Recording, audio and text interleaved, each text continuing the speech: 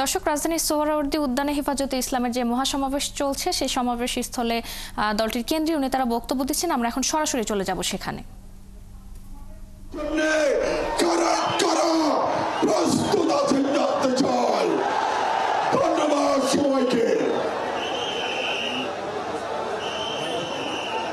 সংগ্রামী উপস্থিতি, এই মুহূর্তে মঞ্চে আগমন করেছেন রক্তাক্ত আমার দেশের রক্তাক্ত মজলুম নেতা জনাব মাহমুদুর রহমান। এই পর্যায়ে আপনাদের সামনে বক্তব্য রাখবেন হেফাজতে ইসলাম বাংলাদেশের সহকারী মহাসচিব মাওলানা মুসা বিন ইজহার।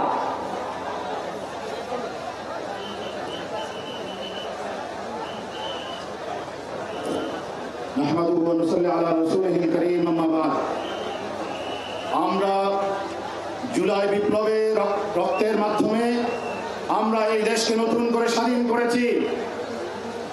আজকে ওলামায়ে কেরাম এবং তৌহিদি জনতার রক্তের উপরে প্রতিষ্ঠিত এই সরকার কোরআন সুন্নাহ বিরোধী আইন বাস্তবায়ন করার যেই প্রচেষ্টা চালাচ্ছে, যদি এই নারী কমিশন বাতিল করে এই অপচেষ্টা থেকে ফিরে না আসা হয়, তাহলে বাংলাদেশের 18 কোটি তৌহিদি জনতা আমিরে হেফাজতের নেতৃত্বে প্রয়োজনে ঢাকা অবরোধ করবেন, শর্ত দিবে, তারপর কোরআন সুন্নাহ বিরোধী কোন আইন বাংলার মাটিতে পাস হতে দেবে না ইনশাআল্লাহ।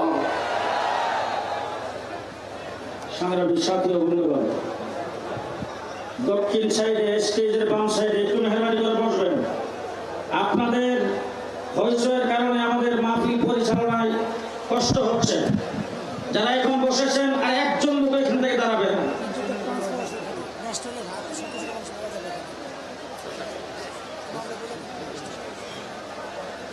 এই মুহূর্তে বক্তব্য রাখবেন হেফাজতে ইসলাম বাংলাদেশের কেন্দ্রীয় যুগ্ম মহাসচিব জনাব মাওলানা জালালউদ্দিন আহমদ।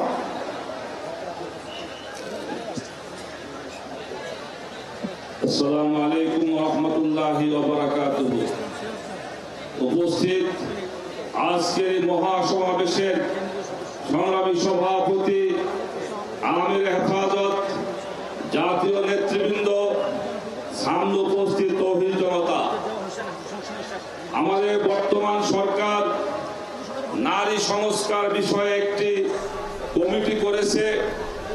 যাদের দেখলে বোঝা যায় না এরা কি নারী না পুরুষ না তৃতীয় লিঙ্গের কোন লোক। এই নারী সংস্কার কমিশন তারা যে প্রস্তাবগুলো করেছে, হেফাজতে ইসলামের মহাসমাবেশে কেন্দ্রীয় নেতারা বক্তব্য রাখছিলেন।